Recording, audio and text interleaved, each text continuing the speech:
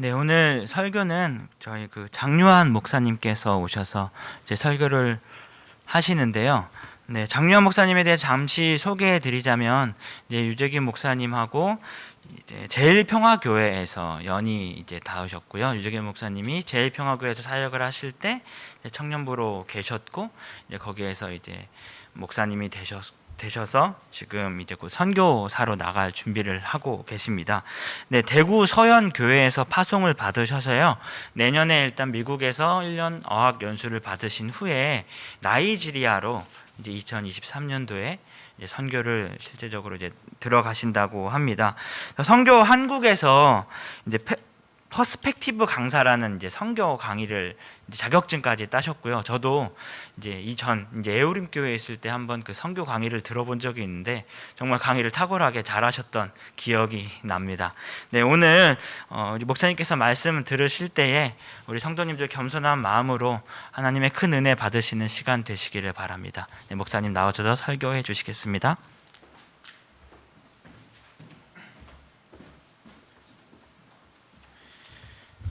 네, 감사합니다. 오늘 우리에게 주신 하나님의 말씀 먼저 보도록 하겠습니다. 이사야서 43장 7절 말씀입니다.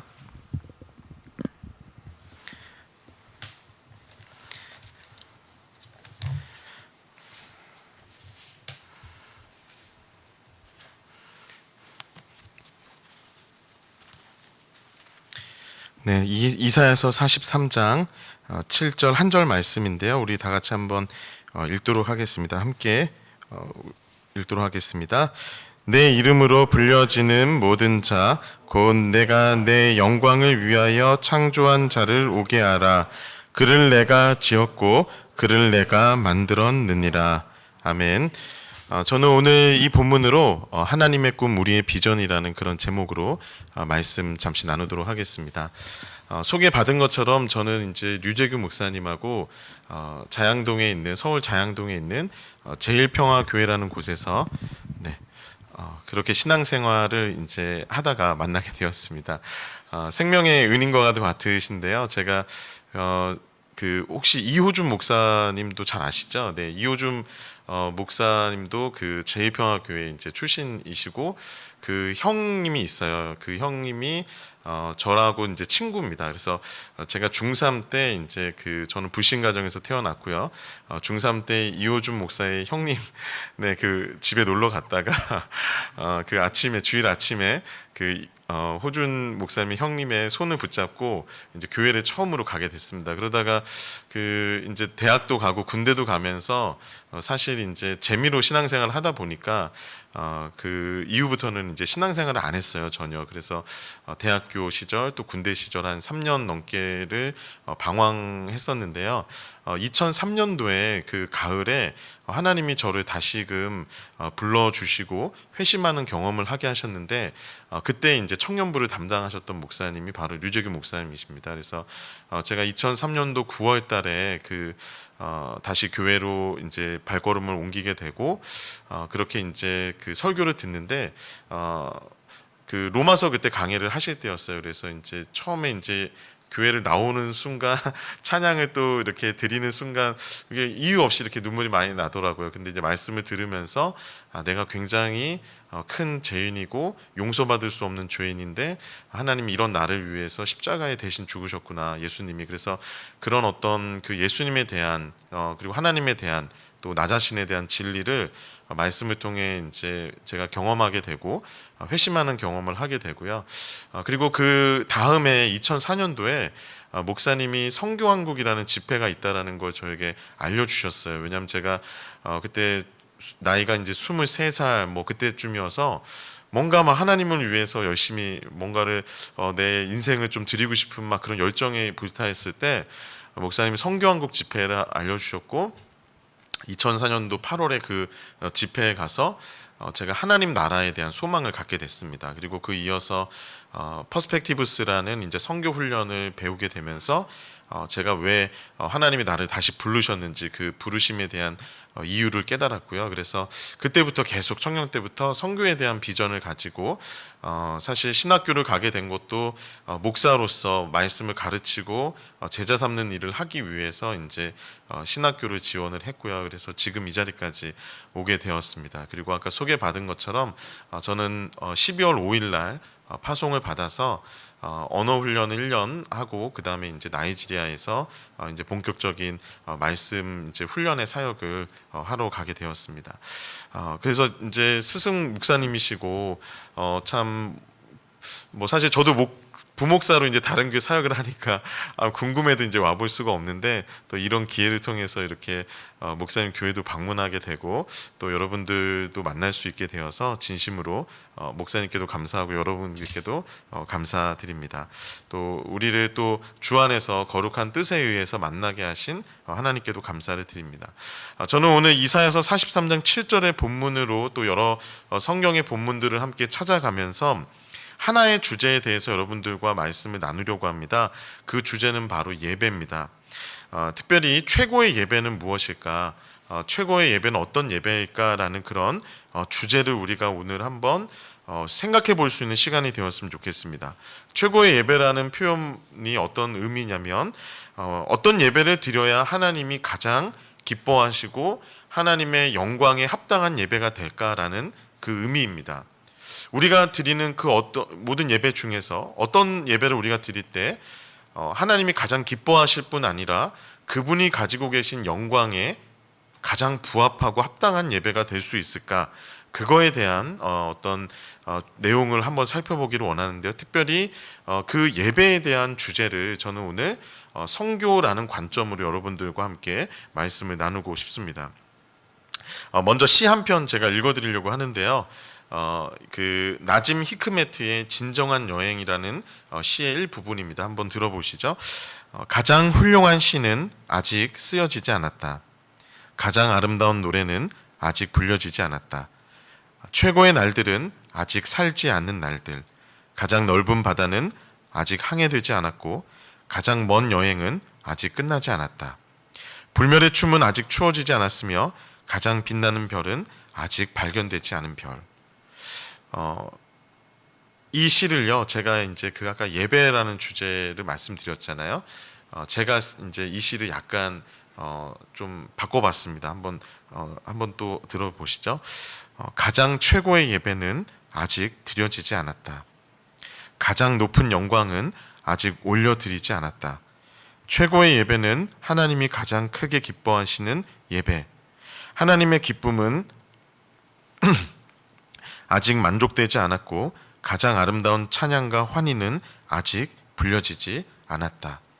저는 이렇게 생각하고 있습니다.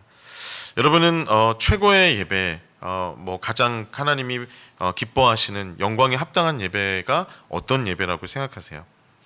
그것에 대한 기준은 어쩌면 우리 각자가 다 다를 수도 있습니다.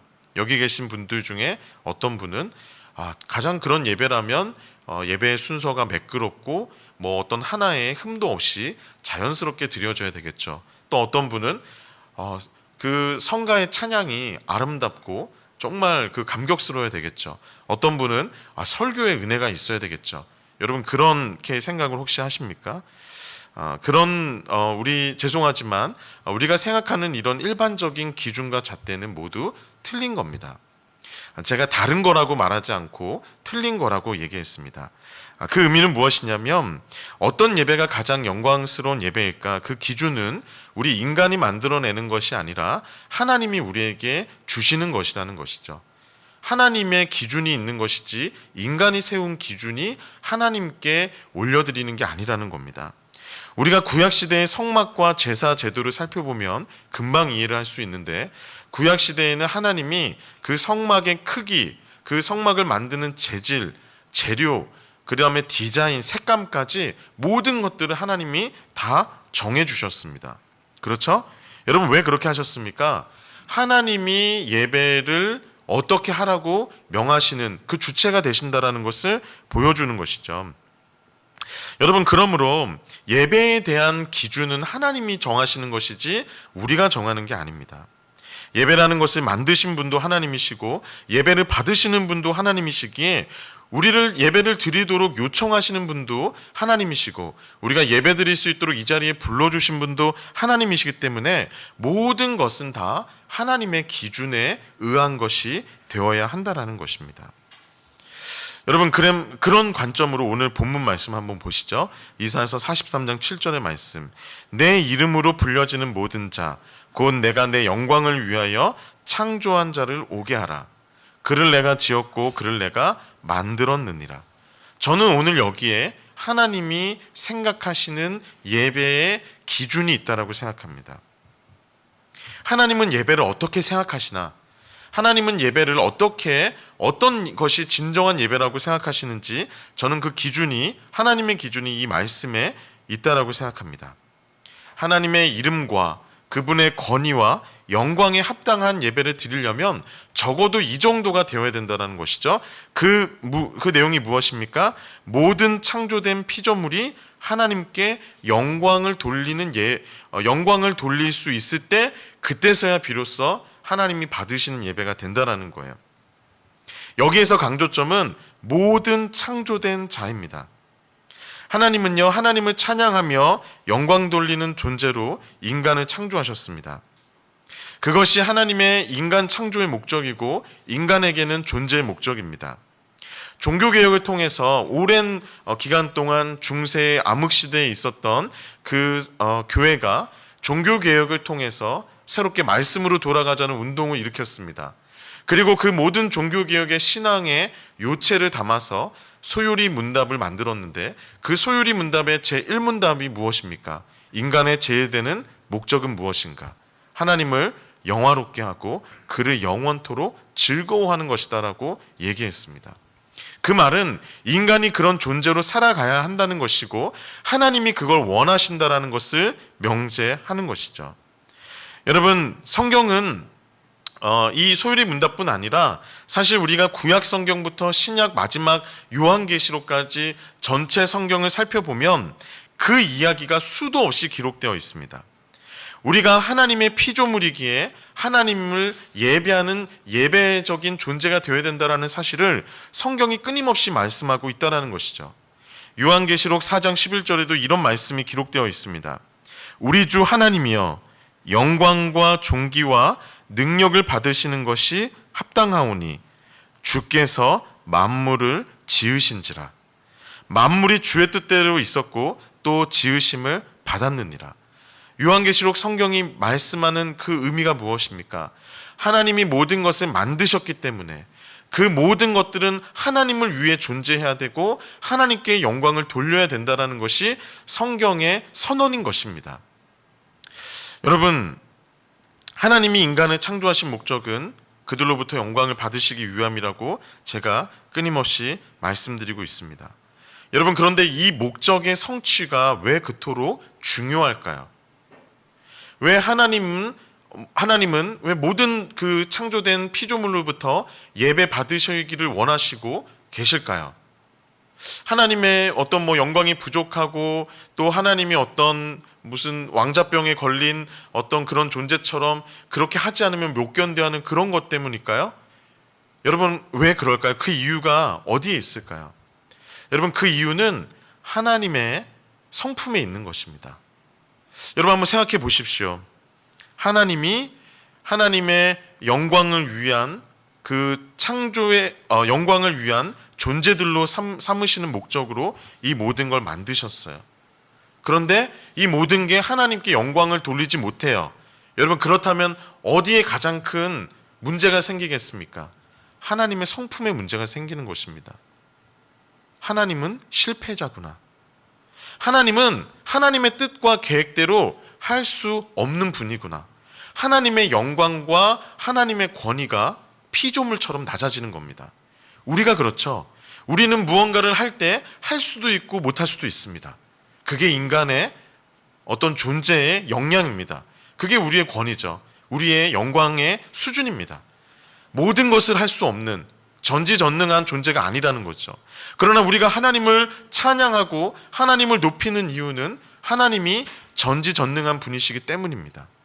그 전지전능함을 가지고도 하나님은 선하심을 통해서 그 전지전능함을 이렇게 실현하시고 발현하시는 분이기 때문에 우리가 그분을 참된 하나님으로 높여드리고 존중하는 것입니다. 그런데 하나님이 창조한 그 목적대로 되어지지 않는다면, 어떤 존재는 하나님을 찬양하지만 어떤 존재는 끝까지 하나님을 찬양하고 인정하지 않는다면, 하나님의 창조의 계획, 하나님의 창조의 그 지혜, 하나님의 그 창조의 목적은 다 실패하는 것이고, 그 말은 하나님은 할 수도 있고 못할 수도 있는, 인간과도 같은, 하나님의 영광과 권위는 인간 수준의 존재라는 사실을 보여질 수밖에 없는 것입니다. 그래서 여러분, 하나님은 하나님의 영광에 대한 열심을 가지고 계세요. 하나님의 성품 때문에. 그걸 조나단 에드워즈는 하나님의 영광에 대한 하나님의 열심이라는 책을 통해서 증명했던 것입니다. 여러분, 그래서 이것이 그렇게 중요한 문제입니다. 여러분들과 저의 권위에 달려있는 것이 아니라 하나님의 권위와 영광에 달려있기 때문에 하나님께 중요한 문제라는 것이죠. 그래서 하나님은 그 무엇보다도, 그 어떠한 존재들보다도 이 일에 대해서 관심이 있으시고 이 일을 이루어 가시려는 목적과 열심을 갖고 계시고 열정을 갖고 계시다라는 것입니다. 제가 아주 간단한 예화를 하나 통해서 여러분들에게 이걸 좀 다른 측면으로 설명을 좀 드리고 싶어요. 여러분, 어떤 한 아주 부유한 어떤 한 자산가가 이 서울 양재동에 아주 전 세계에서 가장 수영을 잘하는 사람들을 모아서 수영 대회를 열고 싶은 꿈을 가지고 있어요. 그래서 부지도 매입하고 그 많은 돈을 가지고 세계 최고의 디자이너로부터 건축을 디자인하고 시공사에 의뢰해서 그렇게 맡겼습니다. 그리고 모든 전 세계에 있는 수영 선수들에게 2년 후에 와서 가장 최고의 권위를 가진, 그 말은 가장 높은 상금을 주는 대회를 열 테니 여러분, 전 세계에서 수영을 잘하는 분 다 모이라고 그렇게 요청을 했어요. 여러분, 근데 문제가 생겼습니다. 그 수영장을 만들려고 하던 그 시공사가 땅을 팔려고 했더니, 수영장을 만들려고 땅을 팔려고 했더니 그 모든 땅이 밑에가 다 안반으로 돼 있는 거예요. 도저히 땅을 팔 수 없는 거예요. 여러분, 그런데 이 시공사는 갑자기 이렇게 생각한 겁니다. 수영장을 먼저 짓기 전에 수영 선수들이 오면 필요한 것들이 무엇인지 한번 생각해 보자. 그래, 호텔도 짓고 음식점도 짓고 또 사람들이 거하고 또 놀 수 있는 어떤 시설을 짓자. 편의시설을 지었습니다. 시간이 벌써 1년 반이 지나가 버렸어요. 그래서 땅을 팔려봤더니 이제는 가지고 있던 그 자산가가 주었던 돈도 거의 다 써버렸습니다. 그래서 그냥 이 시공하는 그 회사가 자기들끼리 모여서 긴급 회의를 또 한 거예요. 그래서 도저히 땅을 파는 건 불가능하니까 사실 수영대회는 아무도 관심을 갖지, 전 세계적으로 갖지 않는 대회니까 가장 권위 있고 가장 사람들이 관심 있어 하는 대회가 뭘까? 그래, 축구 대회. 전 세계 프리미어나 뭐 어디 스페인에서 축구하는 전 세계 유명한 사람들을 다 초청해서 차라리 축구대회 여는 게 훨씬 더 경제적이고 훨씬 더 좋을 것 같다는 생각을 한 거예요. 어차피 땅도 못 파는데. 그래서 그냥 거기에 아주 최고급의 잔디를 깔아서 축구장을 만들었습니다. 이제 기한이 다 됐어요. 자산가가 이제 그 경기장이 어떻게 지어졌나 보려고 딱 왔더니, 아니 이게 웬걸? 수영장이 아니라 그 축구장이 지어져 있는 거예요. 여러분, 그 자산가의 마음이 어떨 것 같으세요? 최고의 메시나 호날두 같은 세계 최고의 선수들을 그 건축회사가 섭외할 수 있다고 하니까 마음이 기쁘겠습니까? 수영대는 못 열지만 그래도 사람들이 좋아하는 인기가 있는 대중적인 스포츠인 그 축구 대회를 할 수 있으니까 그나마 괜찮다고 생각을 할 것 같습니까? 전 안 그럴 것 같아요. 너무 화가 날 것 같아요. 이게 무슨 말도 안 되는 일이냐. 나는 어릴 때부터 세계 최고 수영 선수들이 모여서 수영 대회를 하는 걸 꿈꾸면서 자랐고, 그 일을 위해서 이 많은 돈을 벌고 이렇게 이제 이 일을 시작하려고 하는 것인데 어쩜 이런 일이 나에게 일어날 수 있는가. 아마 그 사람은 화가 나서 그 모든 사람들을 다 어쩌면 고소할 수도 있습니다. 여러분, 사실 말도 안 되는 예화죠. 제가 이런 억지스러운 예화를 통해서 여러분들에게 전달시켜 드리고자 하는 하나님의 마음을 여러분들이 좀 느끼실 수 있었으면 좋겠습니다. 하나님이 태초부터 지금까지 그리고 성경을 기록하시면서 끊임없이 말씀하고 계세요. 나는 모든 민족, 모든 사람들로부터 예배받기 원한다. 그래서 그 인간이 타락했을 때에도 그 이스라엘이 그 하나님 앞에서 끊임없이 잘못을 할 때에도 나는 그들을 용서하고 이해하고 그들에게 자비를 베풀며 끊임없이 인간들에게 복을 주고 이 복이 흘러가고 나눠지기를 원했는데 인간들은 인간들의 생각에 맞게 이렇게 저렇게 하면 하나님이 기뻐하시겠지, 이 일을 하면 하나님이 즐거워하시겠지, 이것을 하면 하나님께 영광이 될 거야 라고 하면서 각자 왕이 없는 시대처럼 자기 소견에 오른 대로 흘러가고 있는 모습들을 여러분 하나님이 보고 계신다면 하나님의 마음이 어떠실까요? 하나님은요 끊임없이 말씀하셨습니다. 나는 모든 피조물로부터 영광을 받기 원한다. 그래서 그들에게 나를 인식하고 이해할 수 있는 관계를 맺을 수 있는 복을 주었다. 나는 예배받기 원한다. 그래서 내가 제자들을 부르고 교회를 세웠다라는 것을 말씀합니다. 여러분, 우리가 출애굽기를 통해서 이스라엘의 그 애굽에서부터의 구원의 목적에 대해서 여러분 혹시 들으셨습니까? 하나님이 왜 모세를 그 바로에게 보내서 이스라엘 백성들이 그들 출애굽해야만 하는지 그 이유에 대해서 하나님은 뭐라고 도대체 바로에게 설명해 주셨습니까? 출애굽기 8장 1절에 모세에게 이르시되 너는 바로에게 가서 그에게 이르기를 여호와의 말씀에 내 백성을 보내라. 그들이 나를 섬길 것이라. 8장 20절에도 내 백성을 보내라. 그리하면 그들이 나를 섬길 것이다. 9장 1절에 9장 13절에도 계속해서 반복해서 하나님은 이 백성들이 구원받는 이유가 나에게 영광을 올려드리는 예배자가 되기 위해서 내가 구원했다라는 것을 보여주셨습니다. 솔로몬이 성전을 지었습니다. 그 성전을 봉헌식 할 때도 솔로몬이 어떤 기도를 드렸습니까? 열왕기상 8장 60절입니다. 이에 세상 만민에게 여호와께서만 하나님이시고 그 외에는 없는 줄을 알게 하시기를 원하노라. 그게 바로 성전 봉헌식의 기도였습니다. 하나님은 방황하고 그리고 죄로 인해서 하나님 앞에 진노의 벌을 받는 그 이스라엘과 유다 백성들에게 선지자를 통해서 말씀 회복을 명하실 때 계속해서 어떤 말씀을 주셨습니까? 내가 너희들을 회복하는 것은 너희들이 이뻐서 너희들이 잘해서가 아니라 물이 바다를 덮음같이 여호와를 아는 지식이 여호와를 아는 영광이 온 땅에 가득하게 되어야 하기 때문에 내가 너희를 용서하는 것이다. 스바냐서 3장 9절에도 그때 내가 여러 백성의 입술을 깨끗하게 하여 그들이 다 여호와의 이름을 부르며 한 가지로 나를 섬기게 하리라.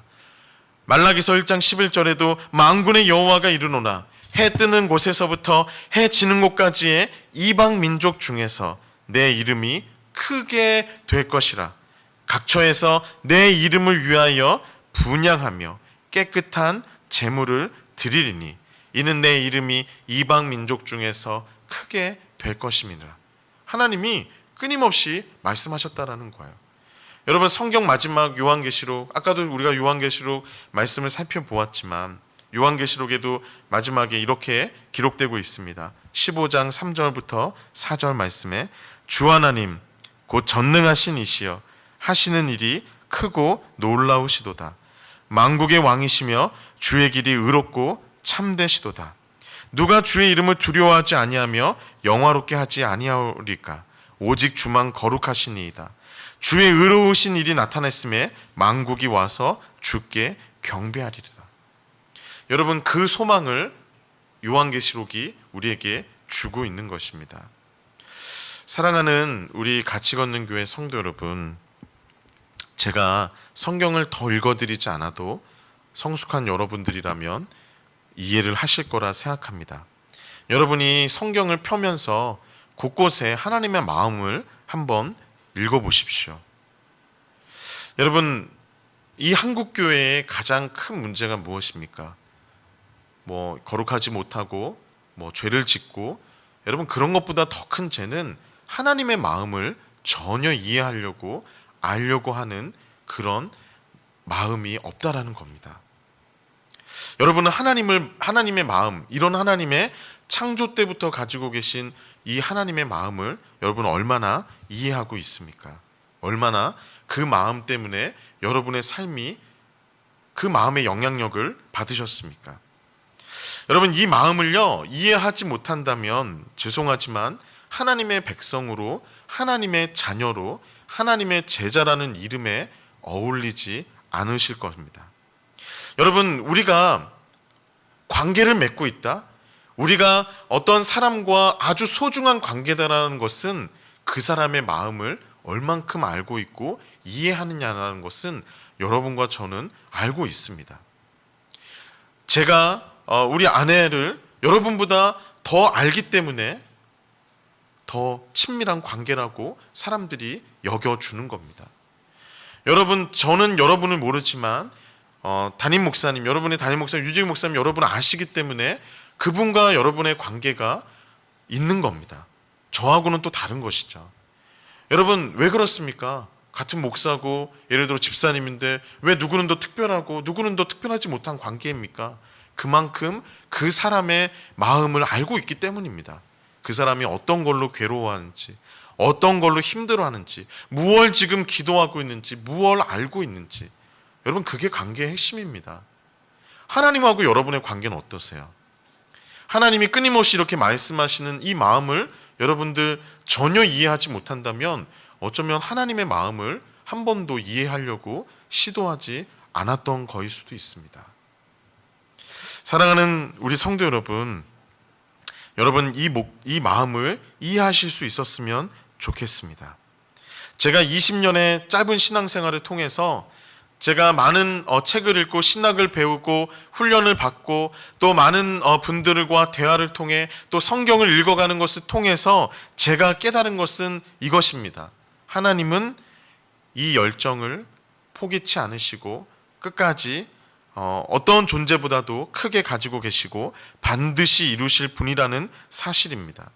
그 하나님이 쉬지 않고 일해 오셨기 때문에 사실 종교개혁이 일어날 수 있었고, 아니 그보다 훨씬 먼저 아담과 하와가 하나님으로부터 그 가죽옷을 통해 구원받을 수 있었고, 아브라함이 부름받을 수 있었고, 이스라엘이라는 나라가 생길 수 있었고, 그걸 통해서 예수 그리스도가 이 땅에 오실 수가 있었고, 그 예수 그리스도를 통해서 하나님의 제자들이 세워지고 교회가 생겨질 수 있었고, 130년 전에 이 땅에 복음이 들어올 수 있었고, 그 복음이 들어온 그 복음을 통해 누군가가 구원을 받고 여러분과 저에게 전도를 해주어 우리가 이 사실을 알 수 있게 되었고, 또 정말 그 20년 전에 그 서울의 한 자양동의 한 곳에서 하나님은 또 저를 회심시키시고 목사님을 보내주셔서 말씀을 듣게 하며 그런 훈련을 하게 하신 것, 여러분 이 모든 것이 다 하나님의 뜻과 하나님의 계획과 상관없이 자연 법칙에 의해서 흘러가는 우연의 일부분이겠습니까? 그렇지 않다라는 것이죠. 모든 역사를 다, 이 성경의 모든 역사를 여러분 창세기부터 요한계시록까지 보시기 바랍니다. 그 모든 이 성경의 역사는 우연의 일치가 아니라 하나님의 그 정하신 계획하신 뜻에 의해서 다 흘러가고 있고 완성된 것임을 우리를 통해서 알기를 원하시는 것입니다. 여러분, 그래서 모든 민족으로 예배 받으시고 영광 받으시겠다라는 그 하나님의 변치 않는 목적과 그 열망, 그것을 반드시 이루겠다는 그 열심, 그 신실함이 이루어낸 결과가 바로 성경의 역사이고 우리 대한민국의 역사이고 저와 여러분들의 역사라는 사실을 꼭 기억하시기 부탁드립니다.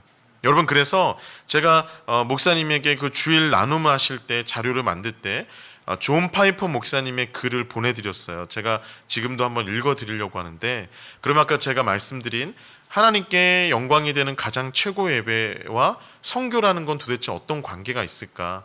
제가 뭐 1시간을 설교하는 것보다 이분의 이 글을 하나 읽으시면 됩니다. 제가 한번 읽어드리고 또 여러분들 나눔하실 때 한번 이 글을 다시 한번 꼼꼼히 읽으시면서 한번 묵상을 해보시기 바랍니다.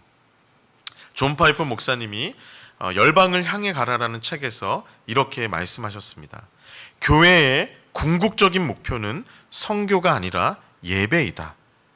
선교가 존재하는 이유는 예배가 존재하지 않기 때문이다. 궁극적으로 남는 것은 선교가 아니라 예배이다.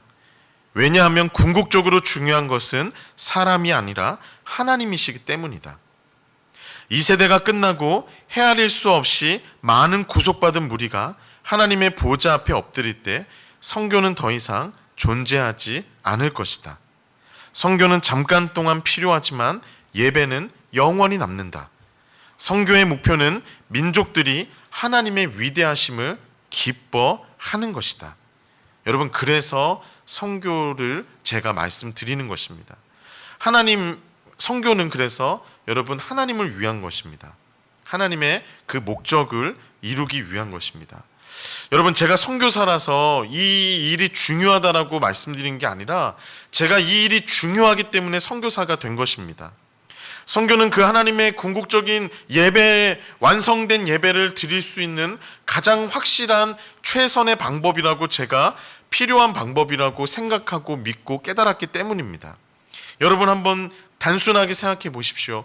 하나님을 알지 못하는 저 나이지리아 북부에 있는 무슬림들, 그리고 그 무슬림 위쪽에 사는 모든 북아프리카의 무슬림들, 그 나라에 수천만의 사람이 있는데 하나님을 믿는 비율이 0.1%, 2%도 안 되는 그 나라에 있는 사람이 갑자기 어느 한 가장이 밤에 꿈에 하나님이 나타나서 비행기표를 끊고 한국으로 가서 같이 걷는 교회에 가서, 양재동에 있는 같이 걷는 교회에 주일날 몇 시에 가서 예배를 드리면 너 하나님을 만날 수 있어, 나를 만날 수 있어 라고 하나님이 계시해 주셔서 그 사람들이 그 자녀들 다 데리고 그 비행기 표를 끊어서 여러분 그 수만리를 날아와서 여기에 와서 또 이곳에 오려고 숙소를 잡고 식당을 예약하고, 그래서 겨우 아침 10시 반에 이곳에 와서 예배드리면서 하나님을 만나는 게 빠르겠습니까?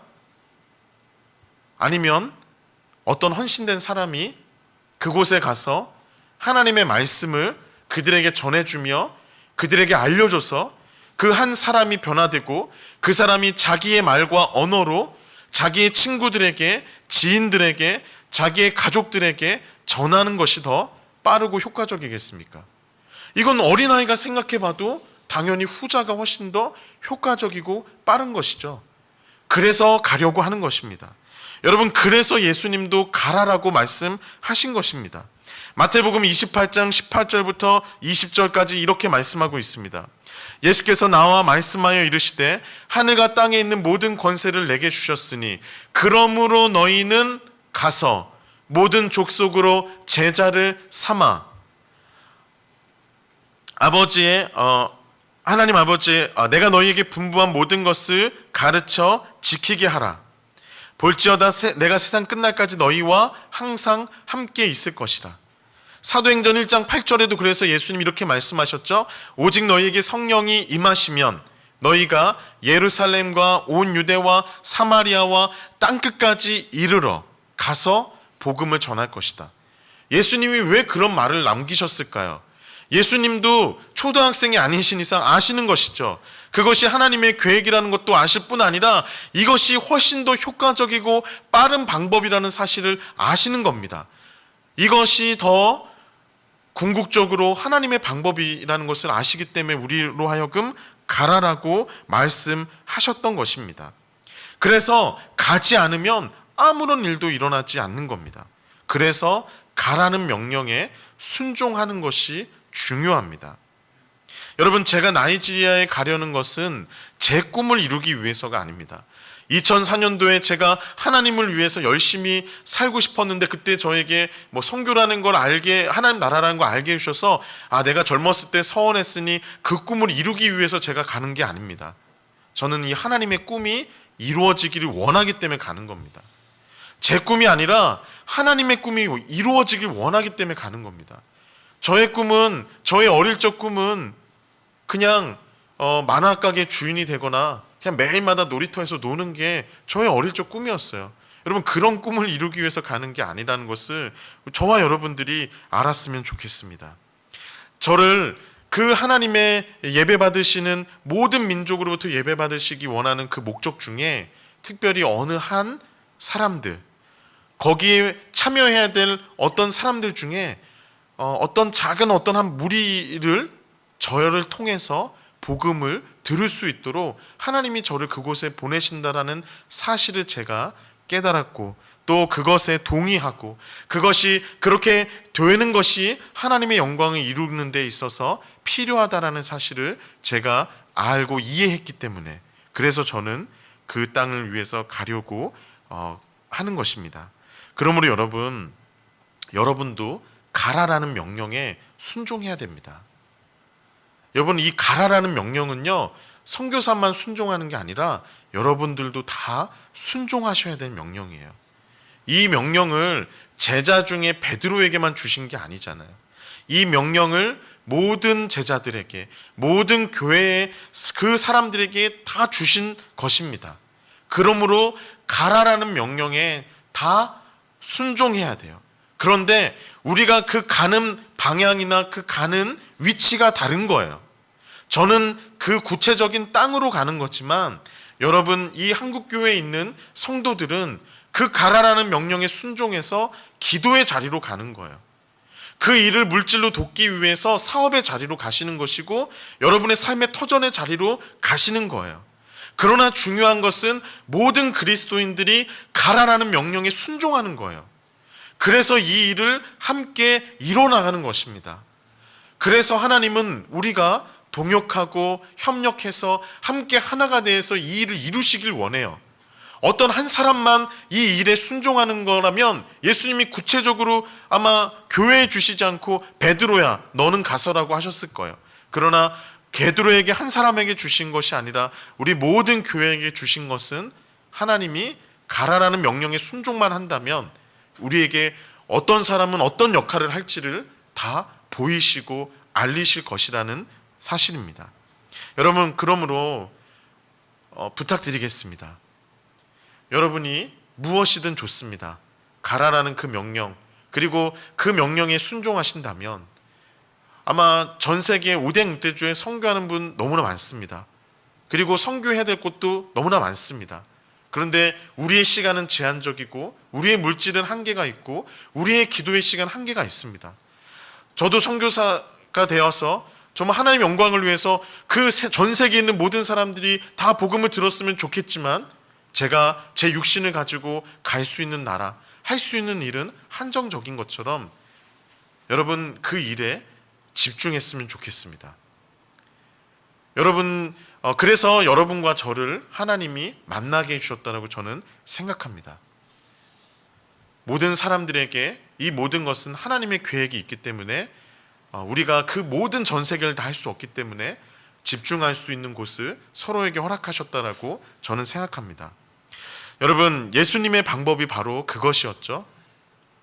예수님은 모든 민족이 다 하나님의 것이 되기를 원하셔서 이 땅에 오셨지만 거의 대부분의 33년의 시간을 유대인들하고 보내셨습니다. 그리고 예루살렘 그 경지와 유대 땅 안에 거의 대부분 보내셨습니다.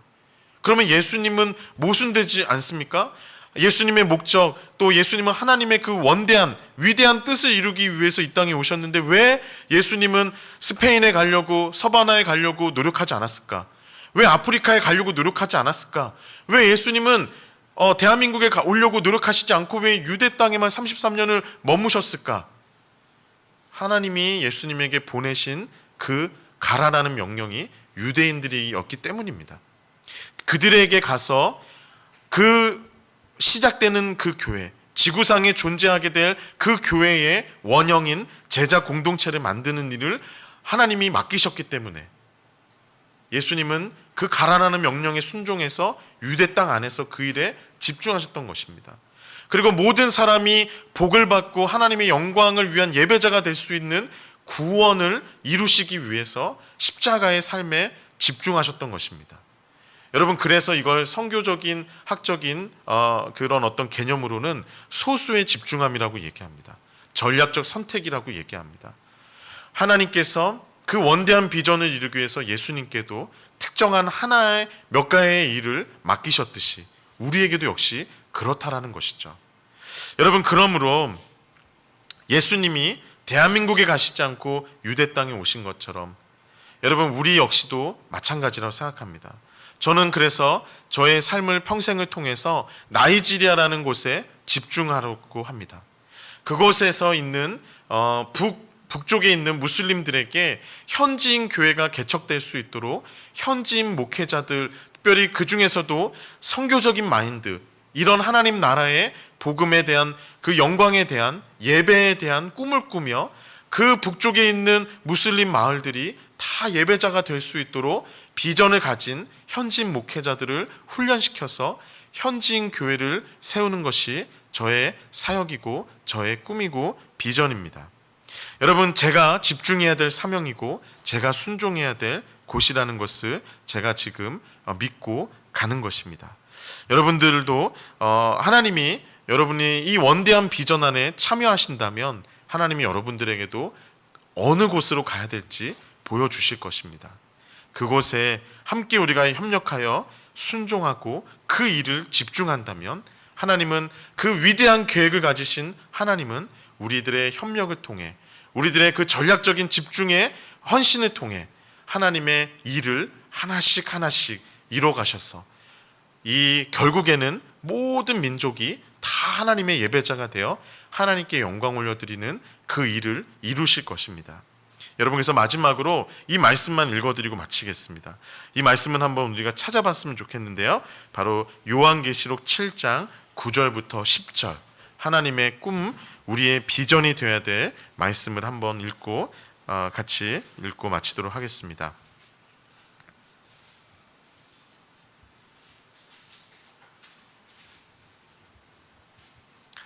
요한계시록 7장 9절부터 10절까지의 본문입니다. 네, 찾으셨으면 우리 같이 한 목소리로 읽도록 하겠습니다. 시작. 이힐 후에 내가 보니 각 나라와 족속과 백성과 방언에서 아무도 능히 셀 수 없는 큰 무리가 나와 흰 옷을 입고 손에 종려가지를 들고 보좌 앞과 어린 양 앞에 서서 큰 소리로 외쳐 이르되 구원하심이 보좌에 앉으신 우리 하나님과 어린 양에게 있도다 하니. 아멘. 여러분, 하나님은 이 하나 남은 이 재림을 통해서 완성될 그 새하늘과 새 땅의 모습을 이렇게 보여주고 계십니다. 그 천국은, 그 우리가 완성되는 하나님의 나라는 결국 모든 사람들이, 각 나라와 족속과 백성과 족속의 그 모든 사람들이 아무라도 능히 셀 수 없는 수많은 무리가 모여서 흰옷을 입고 하나님의 영광을 찬양하고 예배하는 그 거룩한 예배에 동참하는, 그것이 바로 하나님의 창조 때부터 시작된 꿈이고 지금도 이뤄가시는 꿈이라는 것을 저와 여러분들이 함께 믿고 이 일을 위해서 앞으로도 여러분의 위치에서 헌신하시고 가라는 명령에 끊임없이 순종하시는 여러분 되시기를 주님의 이름으로 부탁드립니다. 들은 말씀을 위해서 우리가 함께 기도했으면 좋겠습니다.